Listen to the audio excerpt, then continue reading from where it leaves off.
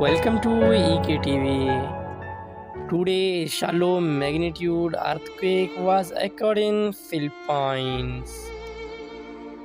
The earthquake hits Philippines today, 11 February 2022, at a very shallow depth. US Geological Survey is the first agency to report this quake, with magnitude 4.9, and German Research Center for Geosciences is the second agency to report this quake with magnitude 5.0. The exact magnitude, epicenter, and depth might be revised in next few hours or minutes. Please subscribe our YouTube channel for more updates.